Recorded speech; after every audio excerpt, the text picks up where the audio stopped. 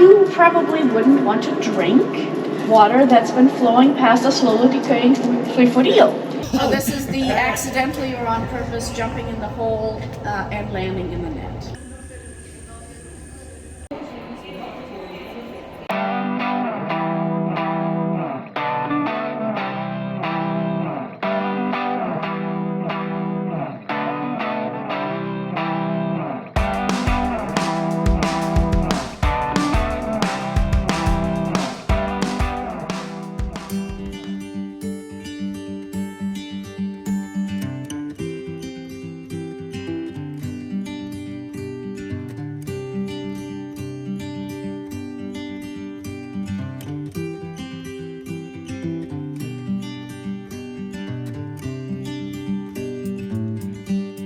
The excitement of 2023 continues.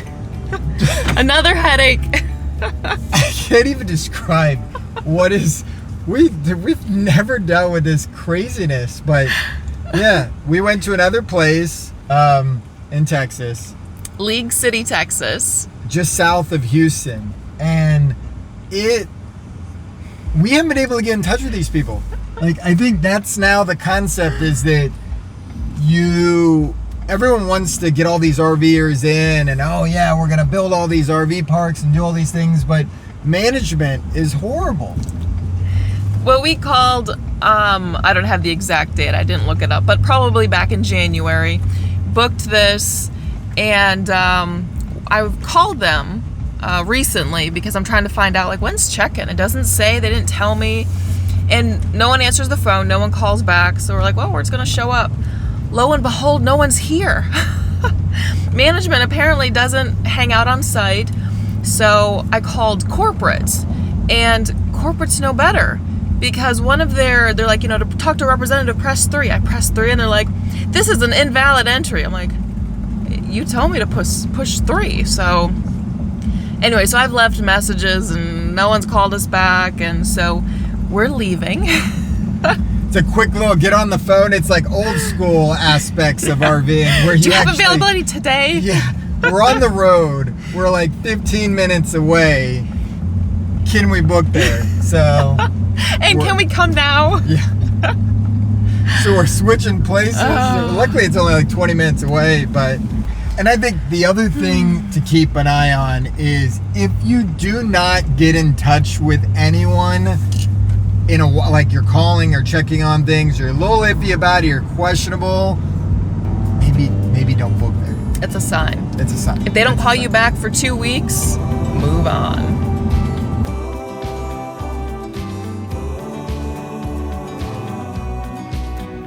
When you go down a bumpy road, all your stuff ends up on the floor.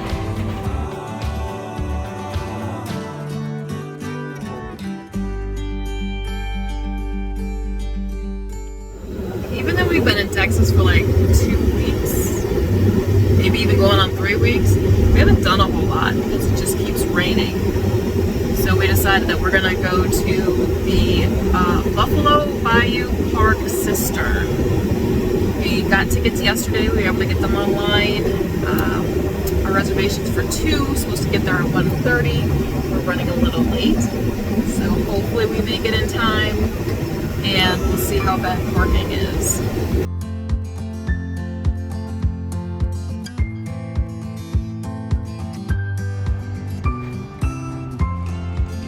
Well, we made it with only 10, 11 minutes to spare. It's not as chaotic as I thought it would be. And it's right back. Was I missing? Temporarily, I think I was missing there for a little bit, trying to drive like a crazy person to get here, but we got here. We're gonna go on a tour, just to go on a tour. It's amazing how like crazy you get. You spend all this time, you got all this time, full-time RVing, traveling around, seeing things, and then somehow you're late. It's very easy to do. It's very easy to do. It's crazy how easy that is. So we'll check out the tour.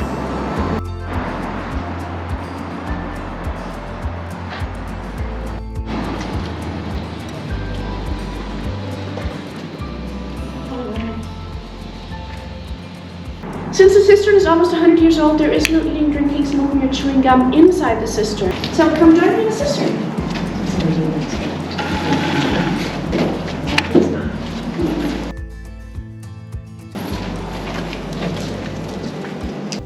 All the concrete you see was mixed on site, reinforced steel all the way through. We have 221 columns that hold up our roof. The center ones are 25 feet in height. The embankment ones are 17.5 feet. Side where the ground is dry, and we're going to talk about this ladder. Plumber says, well, 3-foot-long dead eel was plugging the pipe. To get in, and one way for water to get out.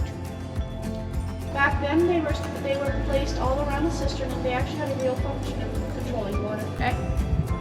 3, 2, 1, yell.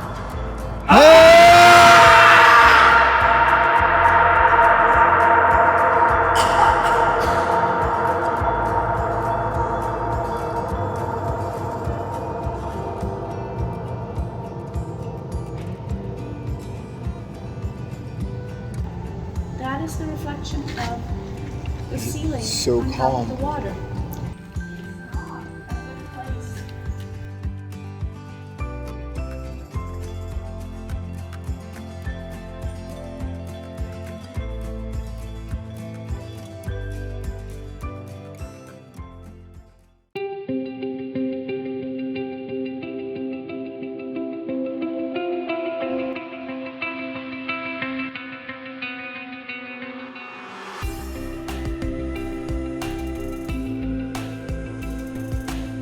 Well, if you can't tell behind us, we've made it to the Houston Space Center.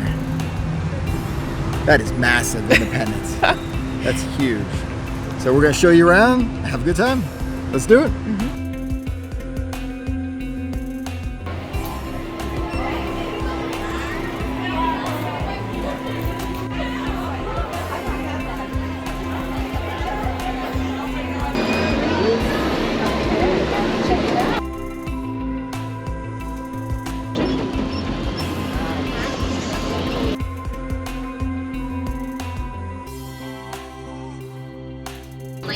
Again, the left side of the tram.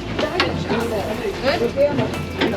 Once you check in over at the Houston Space Center, it's best if you make your way back to the red tram.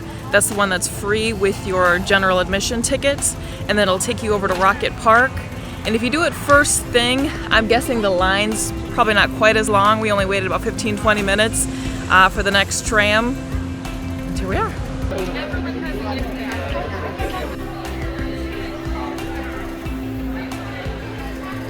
This rocket is massive. It had 209,000 gallons of kerosene and about 330,000 pounds jet fuel, and only took like 2.5 minutes to burn through it all. Crazy.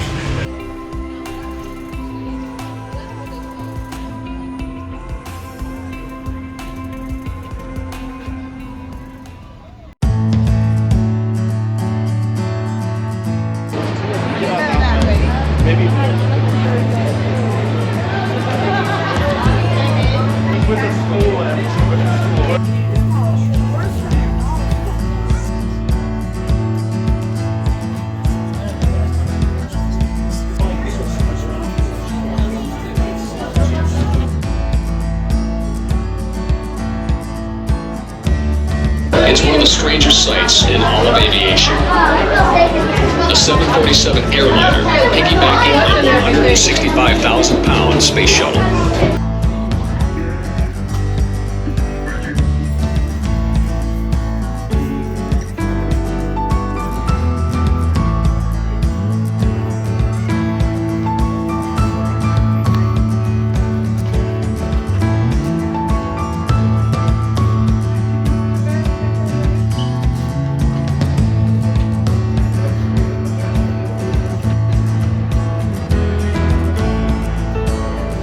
Decided to take a lunch break. Nothing better than sitting in the truck, little AC going on, and having a little lunch. So you can leave and then go back back inside. But when we initially came in, like Ange had said, we went immediately on the tram tour to go see Rocket Park, which shows you Saturn V. You can walk around, kind of see the entire rocket in itself. And then there's also 2 smaller rockets outside that you can be able to see. You come back around, and then before going back into the Space Center, the Lyndon B. Johnson Space Center, you get to see the recreation of the Independence, and then also the jumbo airliner that actually is the original, one of the original ones that carried the Independence. The Independence is a mock-up, but it's so cool to be able to walk in there and see everything. Saturn we saw over at Rocket Park, that when it's upright, it's 60 feet taller than the Statue of Liberty. Which it's tall, or it's long. Obviously, it's on its size, and that's probably why you can't really. I've been and seen the Statue of Liberty, but you can't really appreciate it on its side. But it's a massive rocket. I mean, the amount of gallons of kerosene and rocket fuel and jet fuel and liquid hydrogen and liquid oxygen to be able to take that thing and the different stages that it has. It's really cool to be able to see, and all the Apollos and everything of the history that just derived us to be able to get to the moon and back. Can take a tram to be able to go to the mission control. So Apollo mission control, they actually had all the controls and everything when the rocket had gone up over in Florida at the Kennedy Space Center. Yeah, Kennedy Space Center. So that, I think, is an extra $15, I think, a piece for you to be able to do. We decided not to do that, just on an extra thing to be able to do. But otherwise, it was pretty cool for us to be able to see the rest of it. That in itself, I think, took about 2.5 hours. And then we still have the entire inside to be able to do. And if you do want to do the Apollo Mission Control Tour, you do have to get your tickets in advance. And by 10:40, they said they only had a couple left. And so before lunchtime, they're all gone. So do that right away. At least make the reservation right away if that's something you want to do. And when you first book everything, they give you different time slots. The whole thing opens up at 10 o'clock. That's the earliest you can be able to go. And then they basically have the 10, 10:30, 11, all the way up until I think they close at 5 o'clock. So you basically have roughly about 7 hours to be able to do everything if you get here at 10 o'clock. But things do book up. Looks like a couple days, at least for now, before you.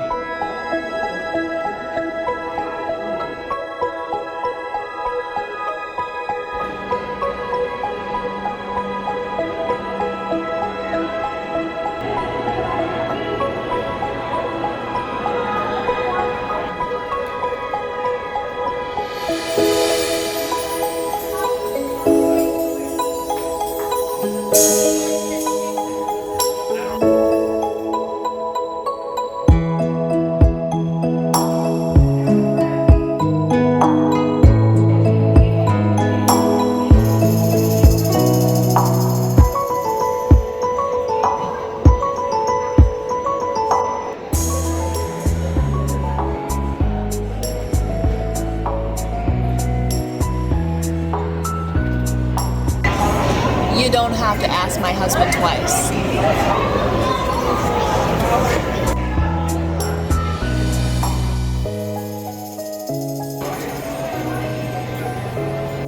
You're 100 pounds on Earth, you're only 38 pounds on Mars. I was just born on the wrong planet. It's only 4 pounds. Same thing, 12 pounds. Really light.